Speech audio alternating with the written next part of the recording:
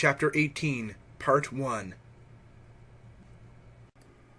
The Wars for Armenia, under Claudius and Nero. The struggle between Rome and Parthia for the possession of Armenia was renewed in the reign of Claudius. This struggle was perpetually being decided, and perpetually reoccurring. The Romans were determined to keep their hold over a country which was a ground of vantage for either realm against the other, while the Parthian monarchs tried, whenever they got an opportunity, to supplant Roman influence and reduce the land to dependence on themselves. Warlike demonstrations on the part of Rome were generally sufficient to make the Parthian kings withdraw their pretensions to Armenia and adopt a respectful attitude to the Roman emperor. For they were constantly hampered by wars on other frontiers of their dominion, and by domestic dissensions. These repeated settlements of the Armenian question are marked by the same general features. Rival pretenders to the throne of Armenia are supported by Rome and Parthia.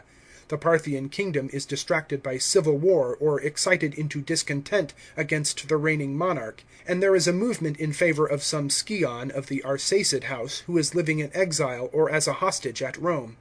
He is supported by Roman arms, but by an inevitable reaction is soon rejected, and the war ends with the acknowledgment of Roman supremacy in some form in Armenia. It will be remembered that Tiberius had established the overlordship of Rome in 20 B.C., that it was again confirmed by Gaius Caesar in 2 A.D. Again, in 18 A.D., the Parthians submitted at the appearance of another presumptive heir to the empire, and recently the energetic action of Lucius Vitellius had thwarted the schemes of Artabanus III. But what had been well done under the auspices of Tiberius was immediately undone by the caprice of his successor. Gaius summoned Mithridates, the new king of Armenia, to Rome, deposed him, and sent him into exile. At the same time he recalled Vitellius in disgrace from his government of Syria. This was an opportunity for the Parthians, and they did not fail to seize the coveted land. Thus, when Claudius came to the throne, one of the tasks which devolved upon him was the recovery of Armenia.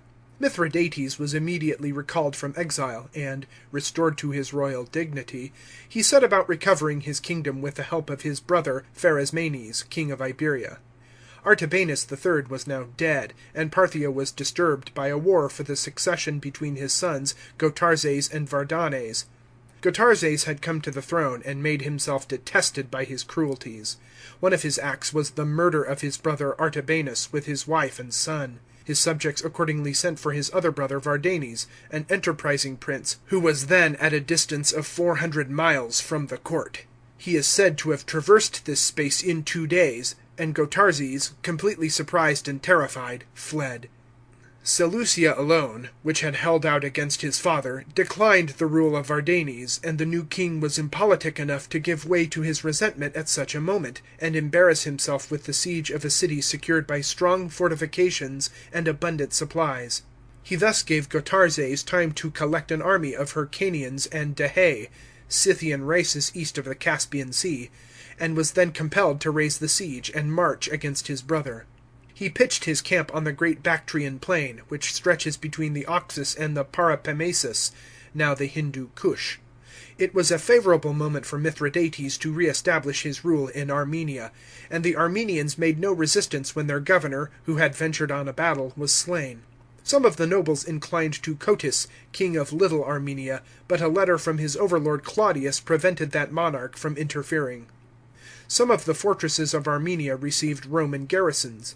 Meanwhile the armies of the Parthian brothers had met, but just as they were about to begin battle, they came suddenly to an agreement, through the discovery of a plot which Gotarzes revealed to his brother.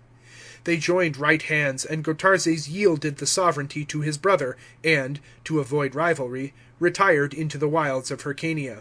Vardanes was then able to force Seleucia, which had defied the Parthian government for 7 years, to capitulate. 43 A.D. After this success, he was preparing to invade Armenia, but was deterred by the threatening attitude of Vibius Marsus, the legatus of Syria. The struggle with Gotarzes soon broke out anew.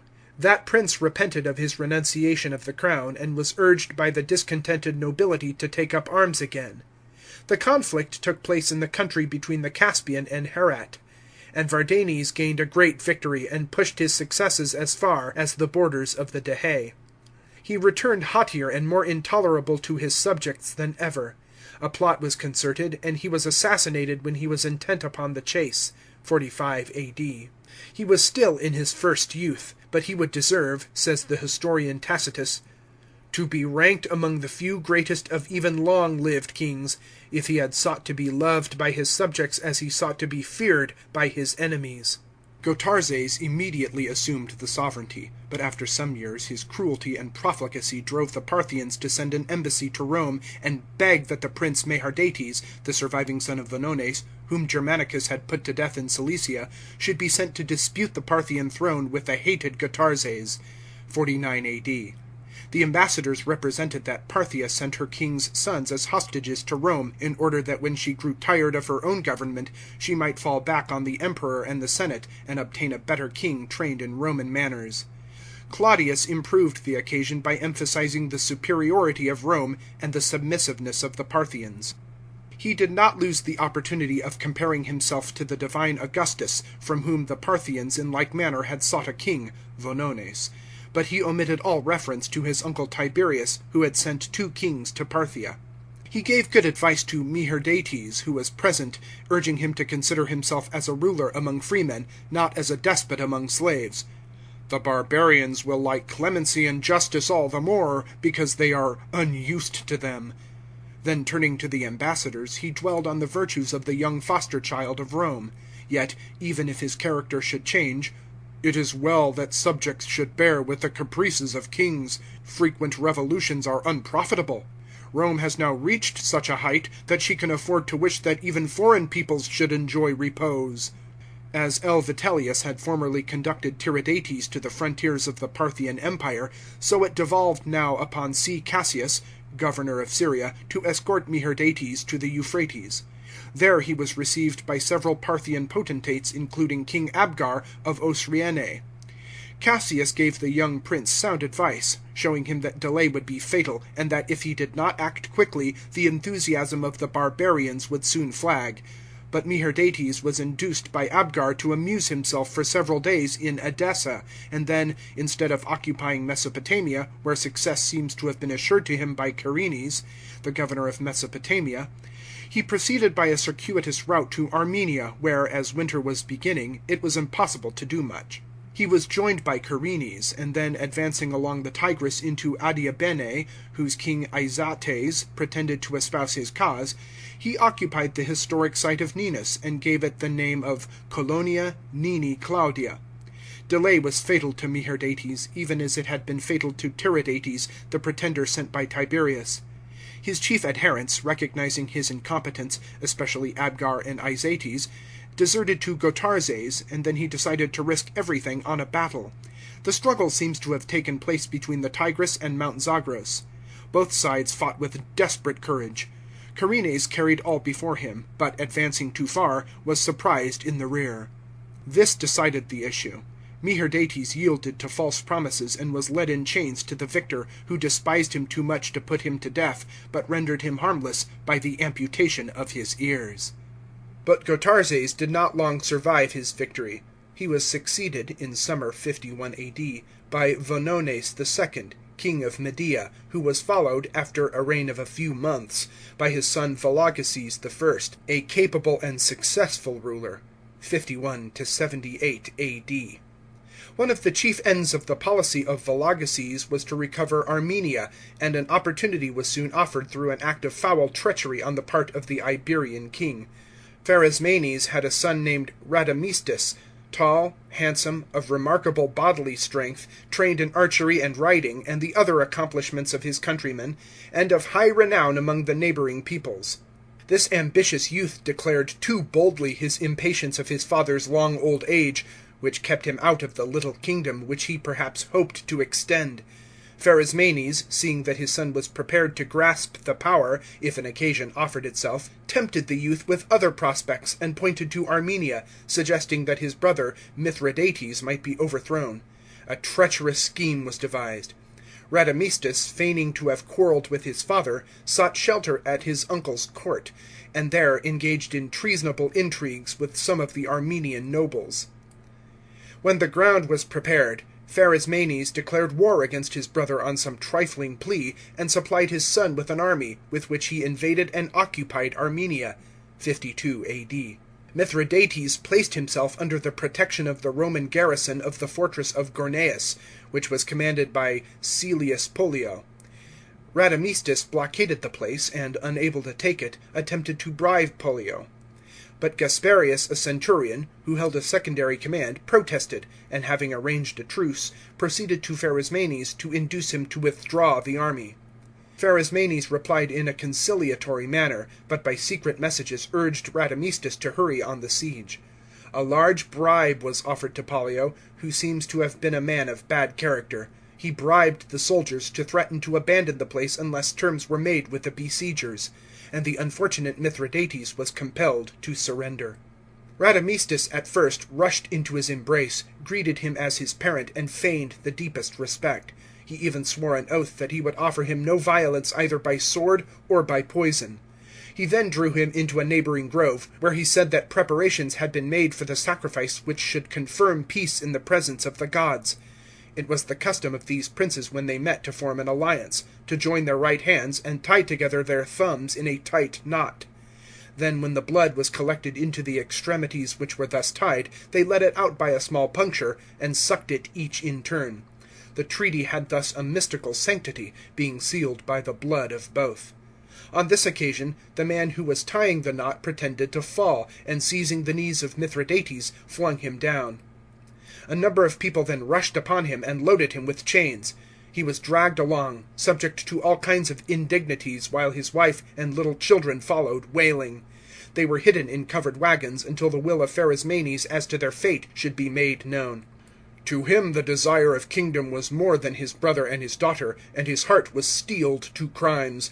But he spared his eyes the sight of a brother's execution.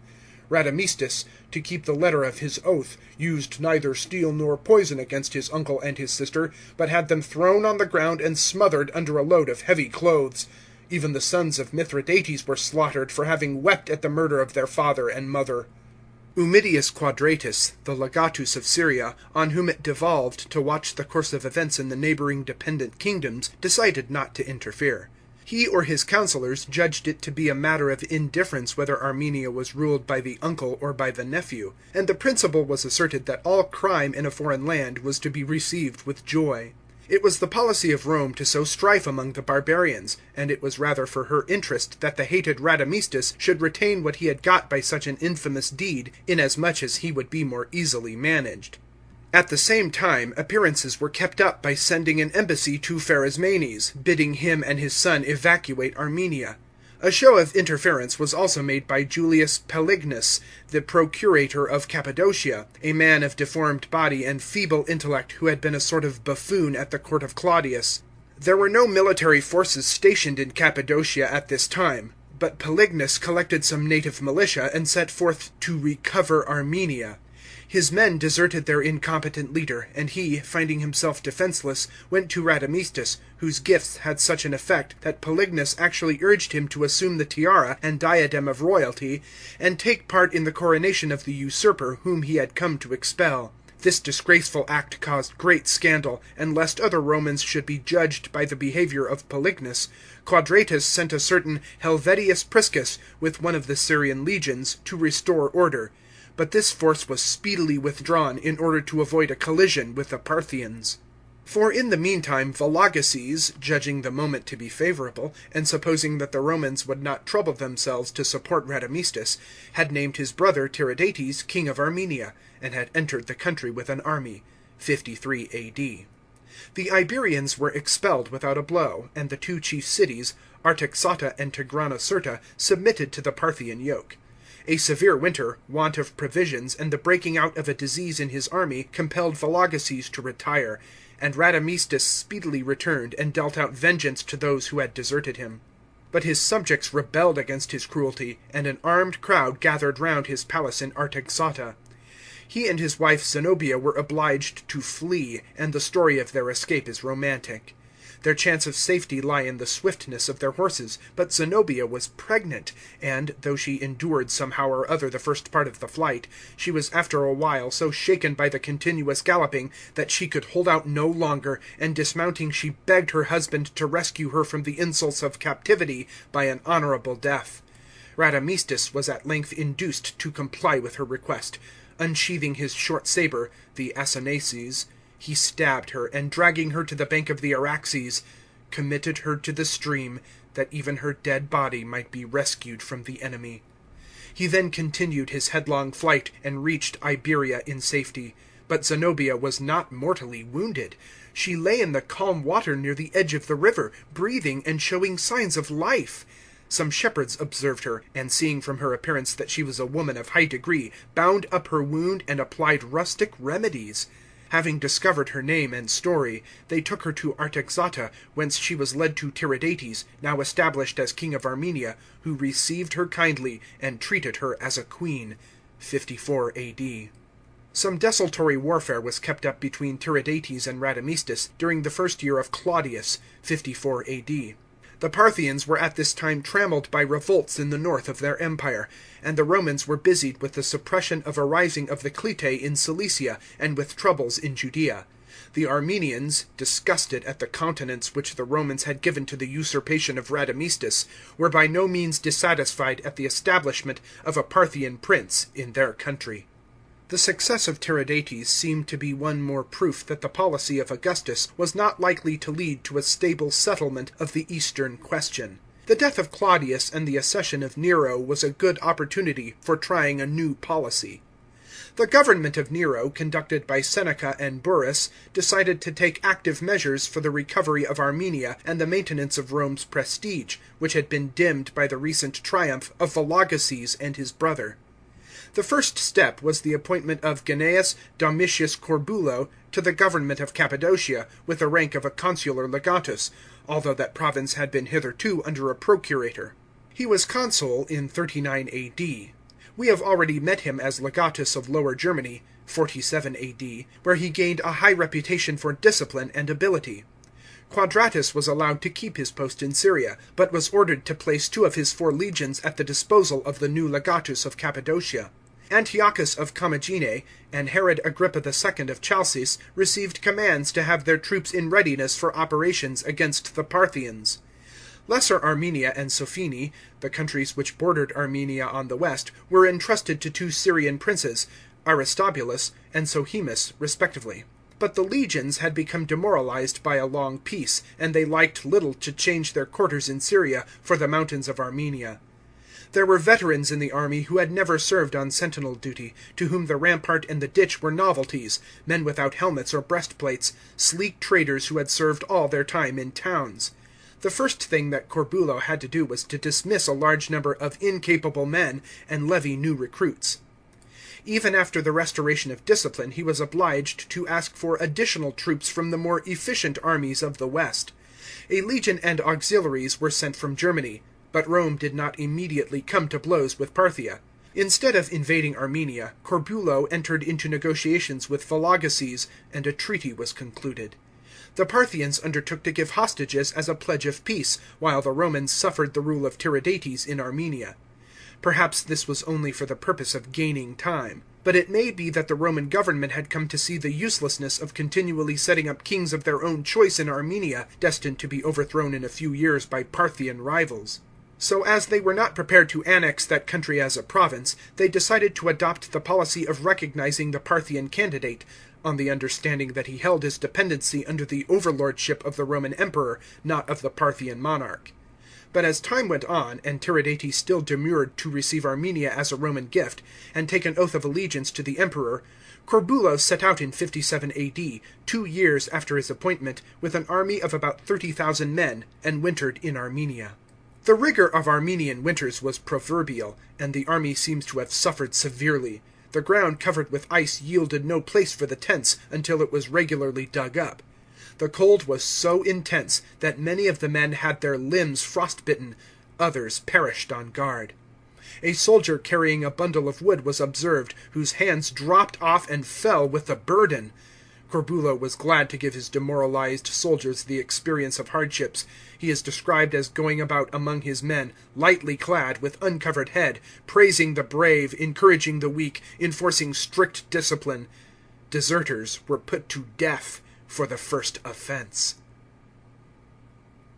The end of Chapter 18, Part 1. Recording by Mark Penfold.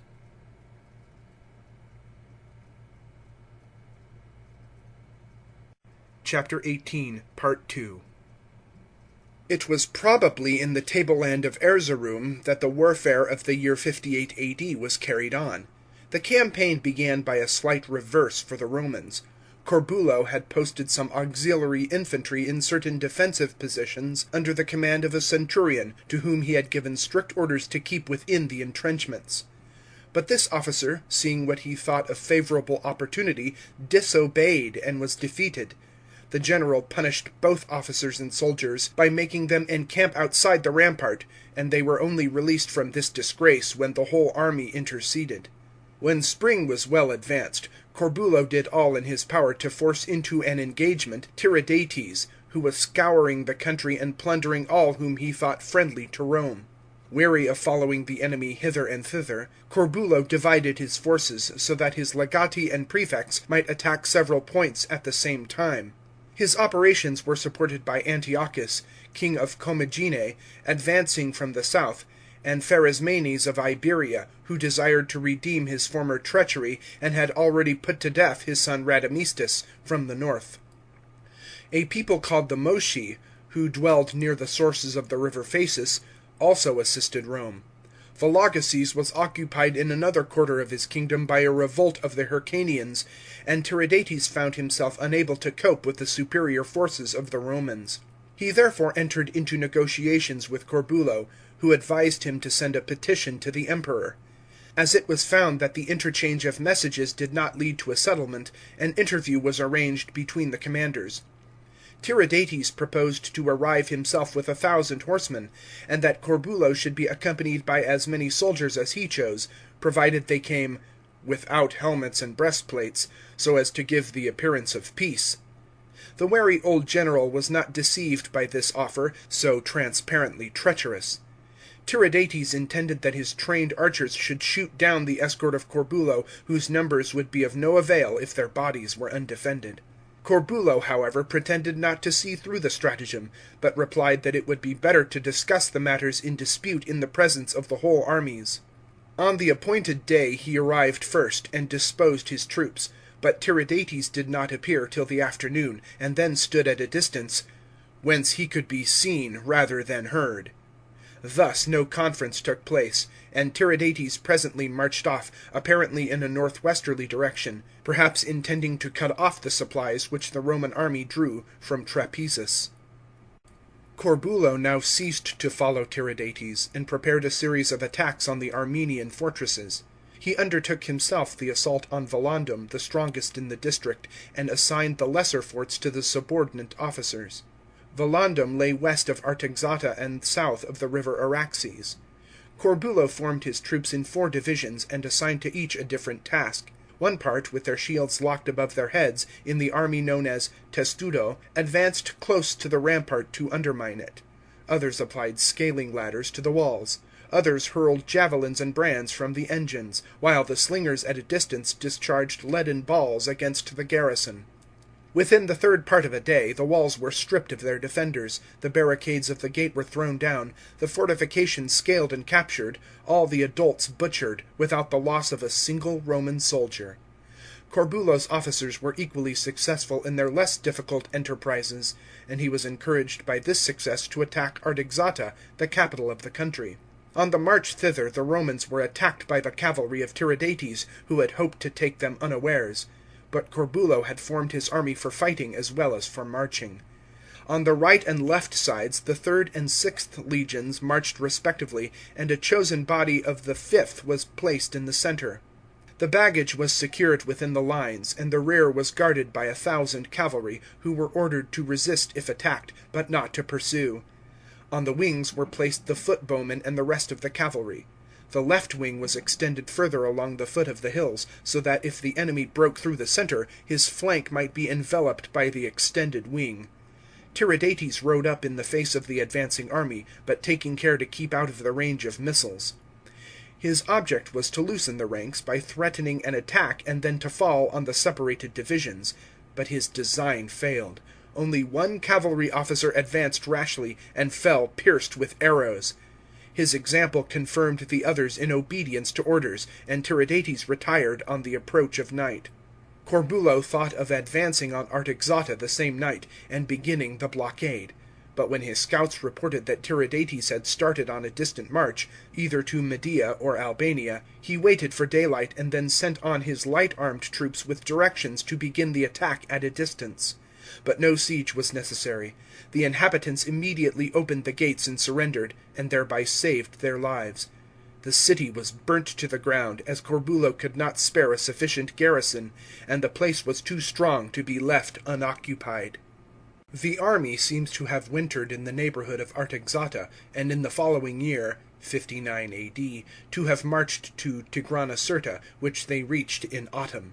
The line of march which Corbulo followed is not certain. It seems probable that he proceeded southward from Artaxata, and skirting the foot of Little Ararat, entered the plain of Bayazid, whence, following the basin of the river Balik, he could have crossed the watershed of that stream and the Murad at Jadin, and thence marched along the Murad through the plain of Arishgerd. The way would then lie through the plain of Mush, and southeastward across the Bitlis Pass and Tigranocerta. On this march the Roman general made no hostile demonstrations, but did not relax his vigilance, knowing the character of the Armenians, who were as treacherous when opportunity offered, as they were slow to face danger. Those who submitted received quarter, but to those who fled or hid themselves in caverns, Corbulo was pitiless. He burnt them out of their holes, filling the entrances and egresses with brushwood. The Mardi of Mount Nephates were especially troublesome, and defied him in their mountain fastnesses. Corbulo set the Iberians on them, so as to avoid the sacrifice of Roman lives. In this march the Romans suffered as much from heat as they had suffered during the winters from cold. They were exhausted by shortness of supplies, and were compelled to depend solely on the cattle of the country. This meat diet without any other food was found to be very injurious.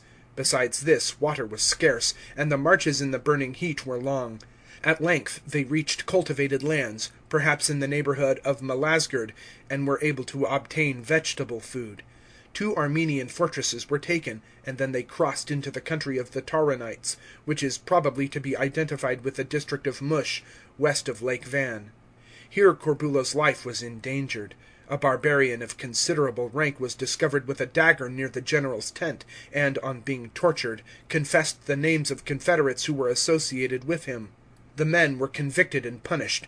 Soon after this, envoys whom Corbulo had sent to Tigranocerta returned and reported that the gates were open to receive him, and the inhabitants ready to obey his orders. They also brought a golden crown, a gift betokening the friendship of the city. Corbulo left the place intact, and then proceeded against Ligurda, a fortress to the west of Tigranocerta. The stronghold was defended by a brave band, and was stormed with difficulty. This success seems to have marked the end of the campaign. Tiridates made some further attempts to re-establish himself in Armenia, but was promptly checked by Corbulo. The land was completely in Roman power, and a new king was chosen, 60 A.D. The choice of the government fell on Tigranes, a young prince who had been brought up in Rome, descended on the father's side from Herod the Great, and on the mother's from Archelaus of Cappadocia. But the realm which Nero conferred on Tigranes was considerably less than that which the previous kings had ruled. It was curtailed by some frontier districts, which were distributed between neighbouring princes, Pharasmanes, Antiochus, Aristobulus, and Polemo of Pontus. Tigranes sought to increase his kingdom on another side, by wresting Adiabene from Parthia. He invaded that province and defeated the governor Monobazus. This occurrence forced the Parthian monarch, who had abstained from interfering in the recent war in Armenia, to take a decisive step. He confirmed the sovereignty of Tiridates in Armenia, placing the diadem on his head in solemn council, and sent his general Menaces to drive out the Roman usurper. In the meantime Quadratus, the governor of Syria, had died, and, pending the appointment of a successor, the command both in Syria and Cappadocia devolved upon Corbulo. That general sent 2 legions to Armenia to support Tigranes, who was besieged by the Parthians in Tigranocerta. But it was not the interest of Corbulo to finish the war and shorten his own command. The 2 legions which he sent were not those which had been trained by himself, but 4 and 7, which had remained behind in Syria, and were quite inefficient. Moreover, he is said to have given secret instructions to the 2 commanders, to whom he committed the charge of the legions, to act with deliberation rather than with expedition, for he would rather have war on hand than prosecute it. He himself prepared to cross the Euphrates and meet Vologases. But the Parthian monarch, again, as so often before, shrank from war at the last moment. The attack of his general upon Tigranocerta had been completely unsuccessful. He opened negotiations and declared himself ready to fulfill the conditions of the treaty which had been proposed in 55 A.D., and let his brother hold Armenia as vassal of the Roman emperor. Corbulo accepted the proposal, withdrew his legions from Armenia, gave up the cause of Tigranes (61 A.D.), and permitted Tiridates to resume his possession of the land. It was said by some, and it is not improbable, that there was a secret understanding between Corbulo and Vologases. In any case, these proceedings of Corbulo cannot be justified. He may have honestly thought that the arrangement which he twice attempted to make with Vologases was the best solution of the Armenian question. But once the Roman government had set up Tigranes, he had no right to give up the results which had been won by his own campaigns. Moreover, he was at this time only a temporary commander, and Lucius Cassanius Paetus was already on his way to assume the government of Cappadocia, to which he had been appointed. It is possible that Corbulo was jealous of his successor, and wished to deprive him of the honour of the final subjugation of Armenia. In any case, Corbulo did not act in accordance with the views of the government, and when the ambassadors of Vologases presented themselves at Rome, the treaty was not confirmed. There is some ground for believing that at this moment it was actually contemplated to make Armenia a Roman province, and this certainly was the view of the new governor of Cappadocia. Thus Armenia had to be conquered again. The 2 legions which were stationed in Cappadocia were to be reinforced by a legion from Maesia, and Paetus, as soon as he arrived in his province, lost no time in setting out. He crossed the Euphrates at Melitene, and marched through Sophene, capturing forts and booty on his way. His first object was the recovery of Tigranocerta, but it was late in the year (62 A.D.), and he was obliged to defer this enterprise until next season, especially as the Maesian legion had not yet arrived. He established the winter quarters of the 4th Legion at Rhandaea, a place on the borders of Sophene, close to the Taurus range, and situated on the north bank of the Arsanius (Murad). In the meantime, Corbulo had taken up a position on the banks of the Euphrates, near Zeugma, to prevent the forces of Vologases from invading Syria. The Parthian king, learning that the 2 legions of Paetus were not together, that the camp at Rhandaea was badly supplied with provisions, and that Paetus was granting furloughs indiscriminately to all the soldiers who applied for them, suddenly determined to invade Armenia, notwithstanding the lateness of the season, and surprise the Roman camp before reinforcements could arrive. Corbulo did nothing to hinder the march of the Parthians into Armenia. Perhaps he was secretly pleased at the prospect of the other commander getting into difficulties. When Paetus heard that Vologases was approaching with a large force, he summoned the 7th Legion to his headquarters, and then fully realized the numerical weakness of his forces. The whole army advanced in the direction from which the Parthians were approaching, but when a centurion and some soldiers, who had been sent on to reconnoitre, were killed in a collision with an advanced party of the enemy, it retreated to the camp. Vologases did not press on immediately, and Paetus posted a body of 3,000 chosen infantry in the pass of Mount Taurus, which the Parthians had yet to pass before they reached Rhandaea, and also placed the best of his cavalry in the plain to support the legionaries. But these forces were utterly insufficient, and were swept away before the advance of the Parthian army.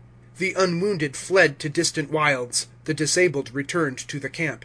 Thus Paetus was left, having lost the best part of his army through his ill-considered dispositions, and his forces were still further weakened by the withdrawal of a cohort to the defence of the neighbouring fort of Arsamosata, whither his wife and son had been removed for safety. His only chance of escape lay in speedy succour from Corbulo, to whom he had already sent a pressing message. But Corbulo did not hurry. He was willing to let the peril increase, in order that the glory of rescuing the army might be enhanced. But he ordered 1,000 men from each of his 3 legions, along with 800 cavalry and about 4,000 auxiliary infantry, to be in instant readiness to march. When, however, another message arrived from Paetus, with news of the defeat, and earnestly entreating him to come to save the eagles, he set out, leaving half his army to defend the forts on the Euphrates. He marched straight north from Zeugma through Commagene and Cappadocia, the route which was shortest and most convenient for obtaining supplies. His army was attended by a large number of camels laden with corn. When he met stragglers from the defeated army, and they alleged various excuses for their flight, he advised them to return to their standards and throw themselves on the mercy of Paetus. "I," he said, "have no pardon but for the victorious." In the meantime Vologases pressed both the fortress of Arsamosata and the camp at Rhandaea. He tried to lure the legions from their entrenchments and bring on an engagement. But the Roman soldiers were demoralized, and had no intention of fighting. They only thought of escaping with their lives. They are said to have quoted the historical disasters of Rome, such as the Caudine Forks and the capitulation of Mancinus at Numantia, and urged that if Romans had yielded to Samnites, it would be no disgrace to capitulate to the greater power of Parthia. The general was forced by this attitude of his troops into treating with the enemy. Yet, if he had held out for 3 days longer, his colleague would have arrived with succour. The terms of the capitulation were that the legions should quit Armenia, that the forts and supplies should be surrendered to the Parthians, and a bridge thrown across the river Arsanius to enable them to carry off the booty. The Romans had to submit to such ignominy. The Parthians and Armenians insulted them as they prepared to retire, and their flight was precipitate. Paetus traversed 40 miles in a single day, leaving his wounded all along the route. The fugitives met the army of Corbulo on the banks of the Euphrates, near Miletine. Corbulo made no exhibition of standards and arms, so as to taunt them by the contrast. His maniples, in their grief for the lot of their comrades, could not even refrain from tears. The mutual salutation was hardly interchanged for weeping. Rivalry and desire of glory, emotions which men feel in success, had died away. Pity alone prevailed, and was more deeply felt in the lower ranks. A short conversation took place between Corbulo and Paetus. The defeated general urged that everything might still be retrieved, if the whole army were at once to invade Armenia, from which Vologases had already departed. Corbulo declined, on the ground that his commission from the emperor strictly confined him to the limits of Syria, which he had only left on account of the peril of the legions. Paetus then retired to Cappadocia, and Corbulo to Syria, where messages passed between him and Vologases, and it was agreed that the Roman fortresses on the Parthian bank of the Euphrates were to be abandoned, while, on the other hand, the Parthian garrisons were to be removed from Armenia.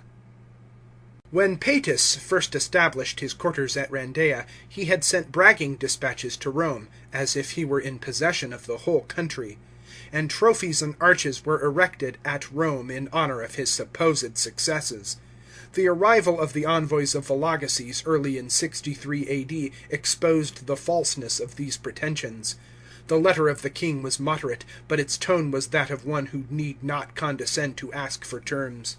He professed that his brother Tiridates was ready to receive the crown of Armenia as a Roman vassal.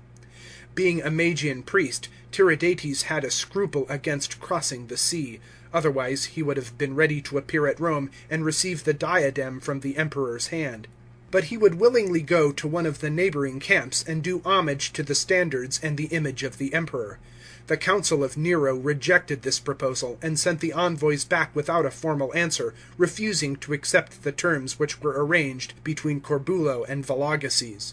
But they seem to have intimated at the same time that if Tiridates presented himself at Rome in person, an understanding might be effected. But for the present the war was to continue, and preparations were made for it on an unusually large scale.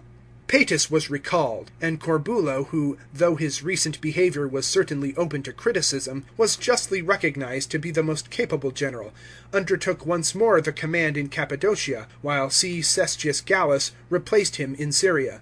He was now entrusted with larger powers than before, perhaps with an imperium proconsulare.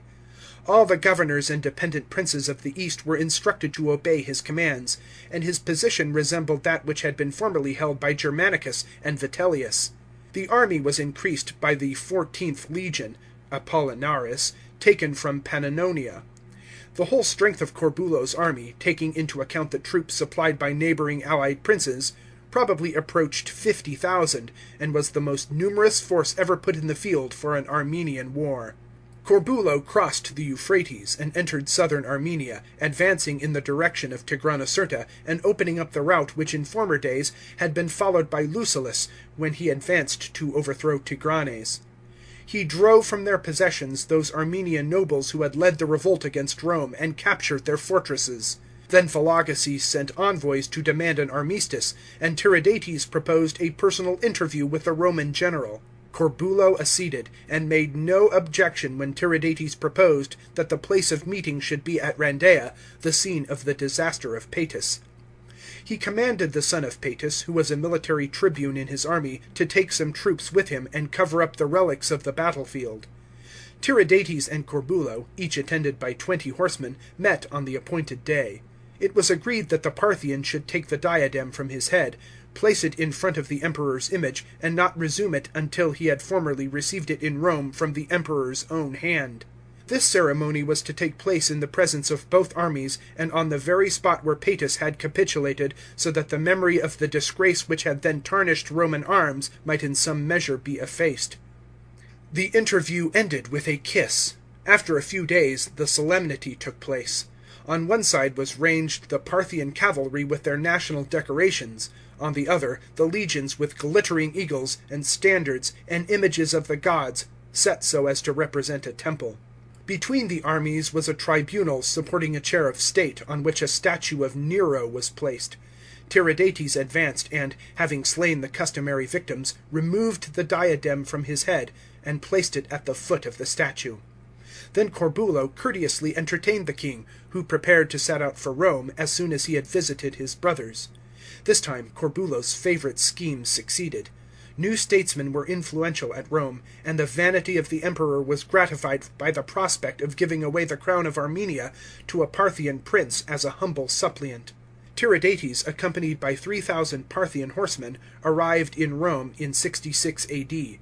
The ceremony of investiture took place in the Forum, where the brother of Vologases, kneeling at the feet of his overlord, received the crown of Armenia. This settlement of the Eastern question lasted for many years. Rome had succeeded in getting rid of a troublesome dependency without losing her prestige or endangering her interests. One more eastern expedition was planned by Nero, but its execution was prevented by his overthrow. It was directed against the Alans, a people who lived north of the Caucasus, and had recently made some plundering excursions in Armenia and Media.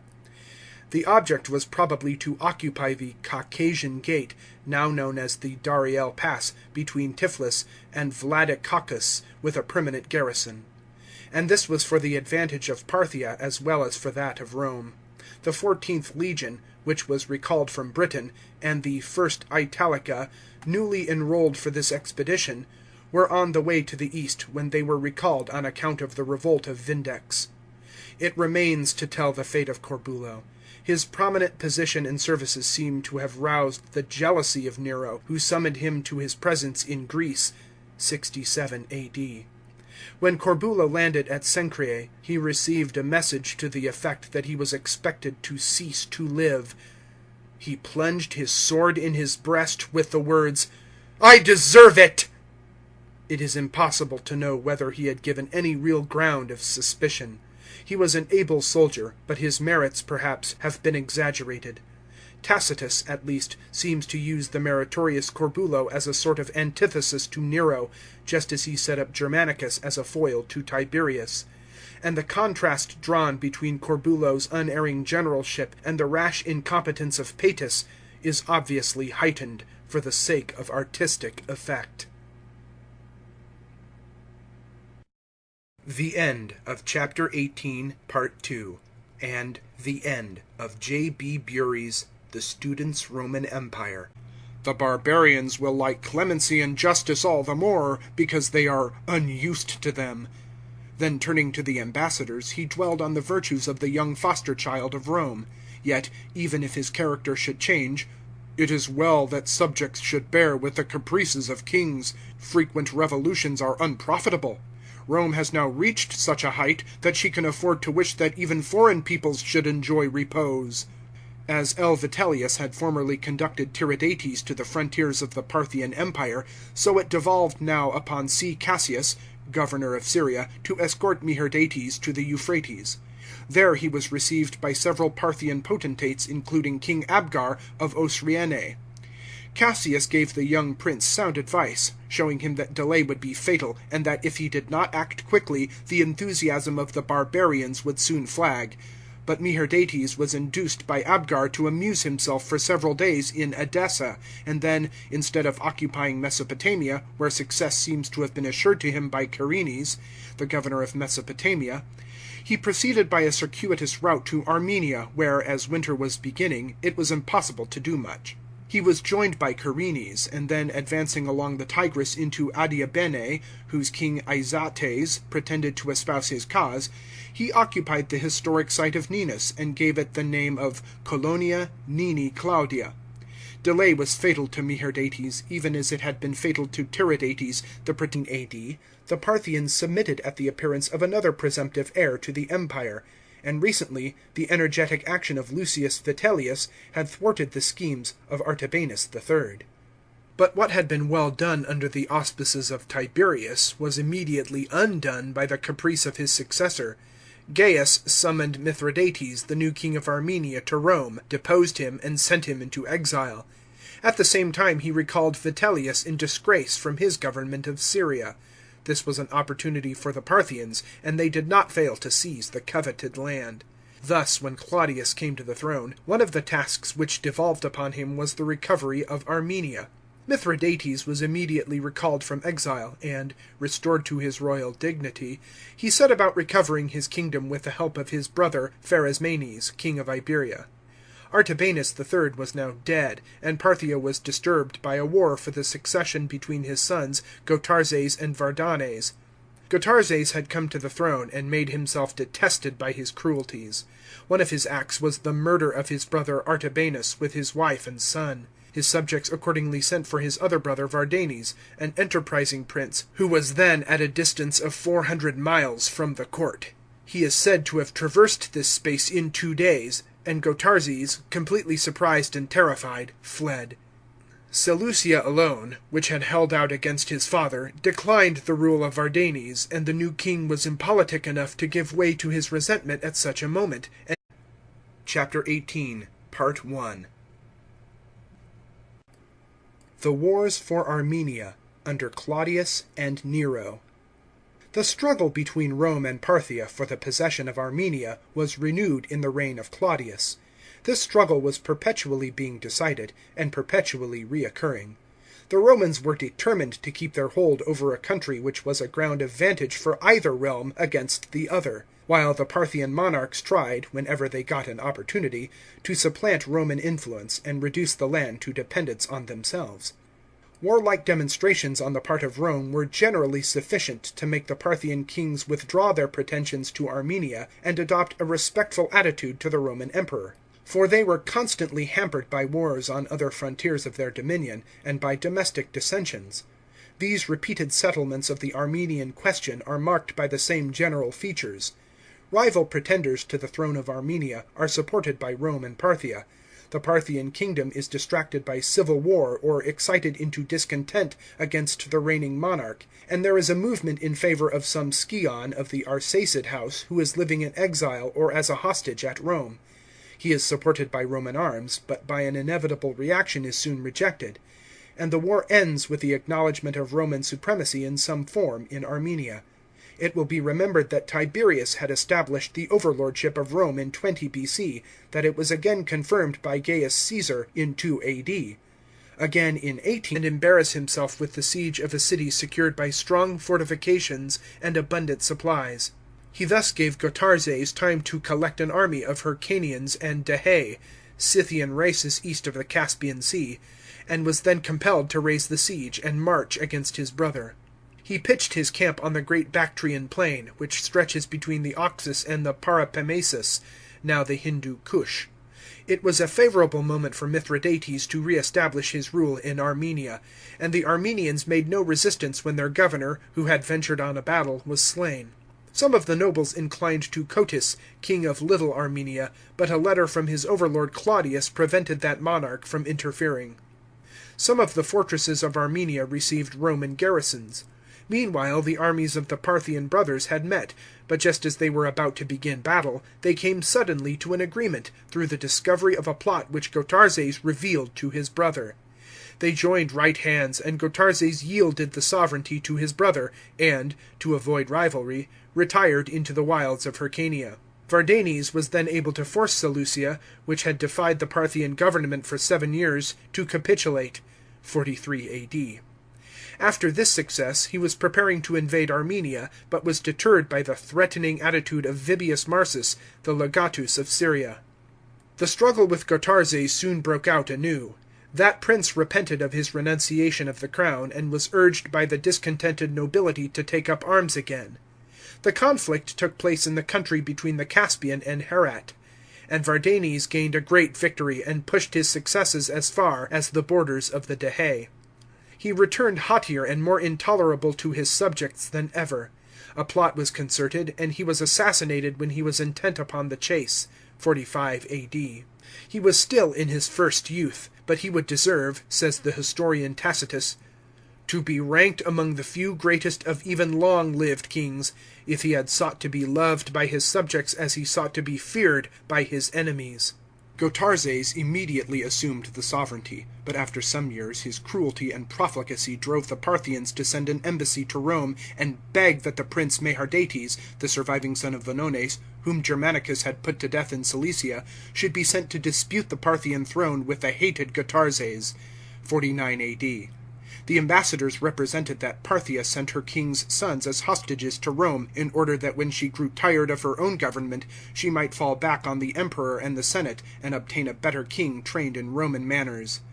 Claudius improved the occasion by emphasizing the superiority of Rome and the submissiveness of the Parthians. He did not lose the opportunity of comparing himself to the divine Augustus, from whom the Parthians in like manner had sought a king, Vonones. But he omitted all reference to his uncle Tiberius, who had sent 2 kings to Parthia. He gave good advice to Meherdates, who was present, urging him to consider himself as a ruler among freemen, not as a despot among slaves.